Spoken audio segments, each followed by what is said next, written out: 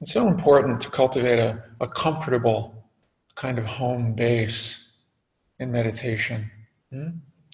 Something that's really a relief, that really is like a refuge, really is a port in the storm. That's easier said than done, especially at a time like this, huh? High stress time, to find a comfortable spot, a comfortable landing pad uh, here in our practice, in our meditation practice. Sensations are not enough. You know, this instruction, come back to the sensations of the breath. It's the sensations aren't holding enough for us. It can be very dry. The breath can be very, very dry, coming back to just sensations. You know, juice there, no juice there, and not necessarily comforting. Not necessarily comforting. And this is a challenge for us, especially during stressful times, but at any time, to actually cultivate a comforting space to return to when the mind goes a wandering, you know? Mm. And even when we say, okay, we want to create or cultivate this warm or holding space, we tend to overwork it, to overmanage it. You know, we're creatures of agency, we're doers.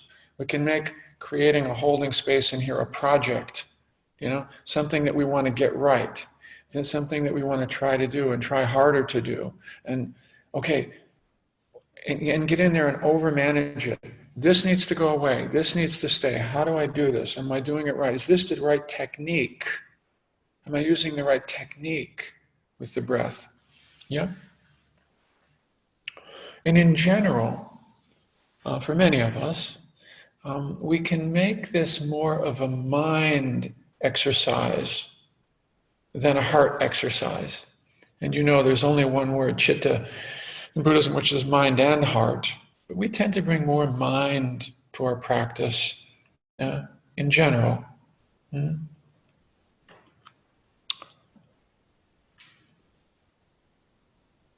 Mind and heart come together in any of our experiences, in any of our life experiences, that experience is richer and more enlivening when the mind and the heart come together.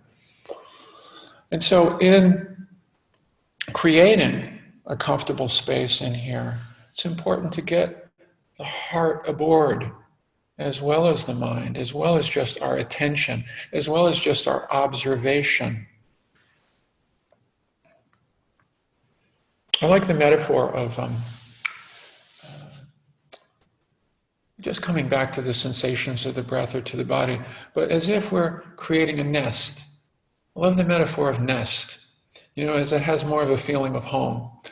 It works for me because when the mind wanders away, and I notice that, okay, I'll go, oh, right, so now I want to bring a twig back to the nest, because that's how a nest is built, twig by twig, you know, a little bit at a time. But it's a creative act. It's returning to something, we're creating a home base.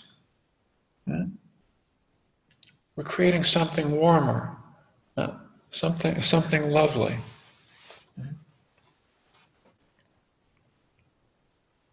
So often in our practice we can observe, you know, I notice, I'll do this with my hands, you know, okay, I see, okay, this, yeah, I'm mindful, I see it, I'm aware of it, I'm aware of it.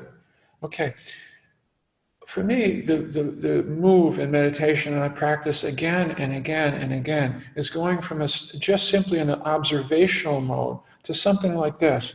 Oh, what do we have here? Oh, what do we have here? The mind wanders away. Bring a twig back, you know, bring it back lovingly back, you know, with warmth, back here. Oh, it's the attitude that we want to come back with, that we want to be cultivating. The attitude, not just attention, not just observation, yeah? But something with a little warmth. Yeah? Yeah? Mm. And so when I say, like I did the other day, hey buddy, what's going on in here today? Which is one of the things I'll do when I sit down. It's not, okay, what technique do I want to use today? How am I going to get everything set up here? right? In that kind of a way. But more like a bird cocking its head, like, oh, what do we have here today? What's going on here? Yeah? Yeah.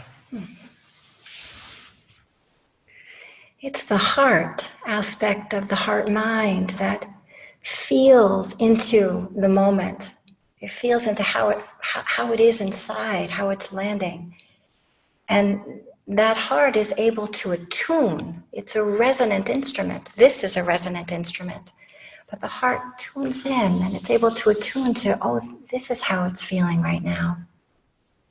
And from that heart that's vibrating with the experience, mindfulness is then able to consider how to adjust to support that coming back like this, and not just yanking ourselves back into the present moment, but actually, like Bill's saying, bringing us back in with a certain quality of care and tenderness, sensitivity, interest. We may not think about that, but the heart is that aspect that gets interested in the object such that it wants to walk around the whole of the object and get familiar with how it feels.